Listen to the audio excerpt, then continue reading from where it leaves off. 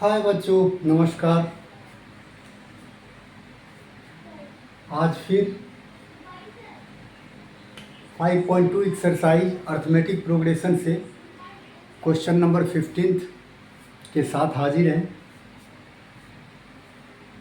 Board पर question लिखा हुआ है, इनको आप लोग रीड कीजिए और रीड करने के साथ साथ इसको अंडरस्टैंड करना भी जरूरत है। वैसे तो बहुत इजी क्वेश्चन है ये भी। एपी के मोस्टली एनसीईआरटी में जो भी क्वेश्चन है मोस्टली इजी ही है, अगर एक दो को छोड़ दे तो। चलिए तो चलते हैं हम 15th क्वेश्चन पे। For what value of n की कौन सी वैल्यू ली जाए are the nth term of two APs this and this equal. Statement से बहुत सारी बातें क्लियर हो जाती हैं।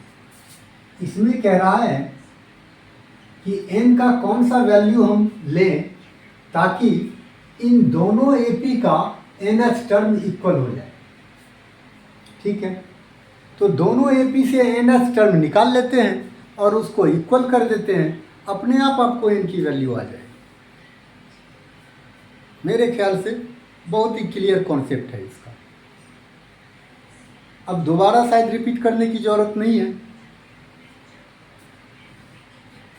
दोनों एपी से अलग अलग nth टर्म निकाल लीजिए और उसको इक्वल कर दीजिए। देखिए n की वैल्यू आपका खुद ब खुद आ जाएगा। तो चलिए बढ़ते हैं। फर्स्ट एपी क्या है? फर्स्ट एपी 63, 65, 67 अब इससे हमें nth टर्म निकालना है। कैसे निकालेंगे ये भी इंप्लाई नहीं डालेंगे। ए इक्वल्स टू कितना हो गया 63, डी इक्वल्स टू कितना हो गया 65 माइनस 63 दैट इज 2। क्लियर है? ए और डी निकल गया। इसके अलावा और कुछ दिया है नहीं, इसीलिए अब क्या करेंगे, यहीं पे हम ए एन निकाल लेंगे। ए एन इक्वल्स टू होगा, आप लोग जानते हैं, A plus N minus 1 into D.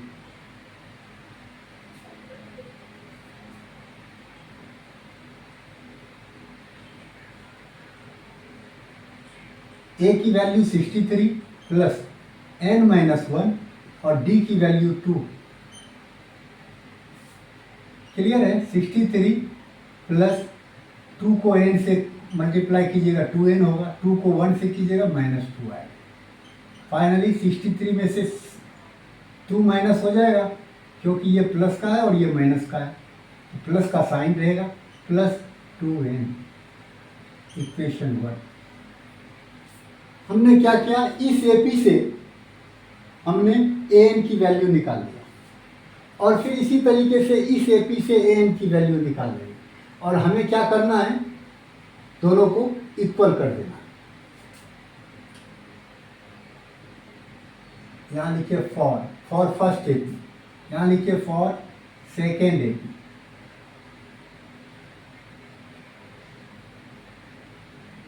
ये है आपका 3, 10, 17 एंड सो ऑन।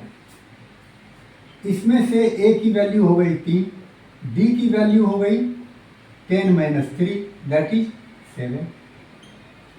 अब क्या करना है, ए एन इसका भी निकाल लेना है।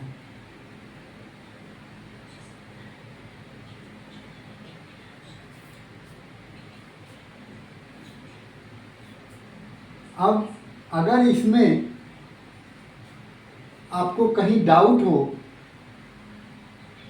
कि सर इसमें ए की वैल्यू और इसमें ए की वैल्यू दोनों डिफरेंट है, तो इसके लिए आप यहाँ कैपिटल यूज कर सकते हैं और यहाँ स्मॉल यूज कर सकते हैं, बाकी इनकी कोई जरूरत नहीं है।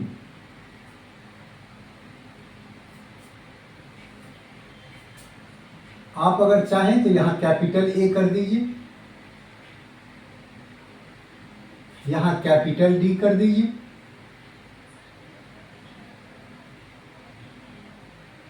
तो इसके अकॉर्डिंग यहाँ भी आपको कैपिटल ए रखना पड़ेगा और यहाँ कैपिटल डी रखना पड़ेगा और यहाँ भी कैपिटल ए रखना पड़ेगा।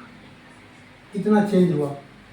इसमें अगर स्मॉल लेते हैं तो ठीक है, क्या हो जाएगा, A plus N minus one into D,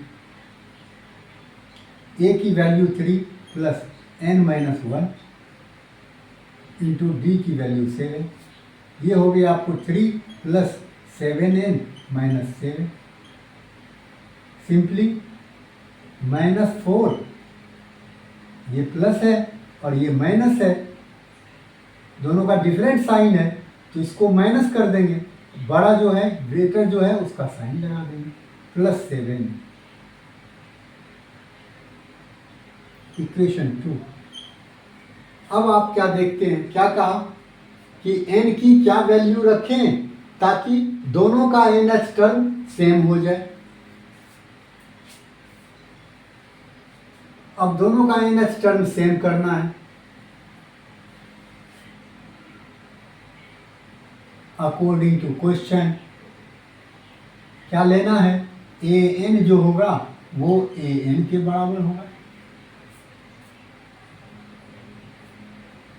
अब an का मतलब ये क्या, 61 + 2n, और इस an का मतलब ये -4 + 7n, यहाँ प्लस। अब क्या करना है, नंबर को एक तरफ करना है और वेरिएबल वाले को एक तरफ करना है। 2n इधर था ही, 7n को इधर ले आया, माइनस की हो गया, -4 इधर है ही, 61 को उधर मूव करवाएंगे -4। दोनों अगर ये माइनस होगा तो -5n होगा और ये कितना हो जाएगा, -65। अब आप माइनस काट दीजिएगा क्योंकि इक्वल के दोनों साइड मोनोमियल है, सिंगल टर्म से। अगर डबल होता तो ऐसा नहीं कर सकते थे, इधर भी सिंगल टर्म है इधर भी सिंगल टर्म है, और n की वैल्यू क्या होगी, 65/5, दैट इज 30। अब मुझे नहीं लगता कि इस प्रॉब्लम इसमें कहीं आपको कोई दिक्कत है।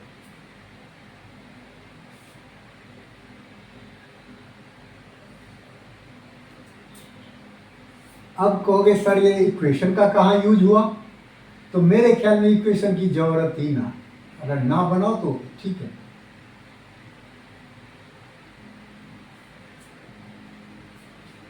इस तरीके से ये क्वेश्चन आपका फिनिश हो गया। तो एपी बहुत इजी है, और दूसरी बात एपी ही नहीं, आपको पूरे बुक इजी लगेंगे तब जब आप क्वेश्चन को ठीक से समझ पाएंगे और जो गिवन है उसको आप प्रॉपर यूज कर पाएंगे। इसके साथ ही आज का क्लास ओवर करते हैं।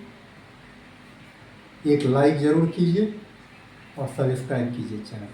Thanks to all.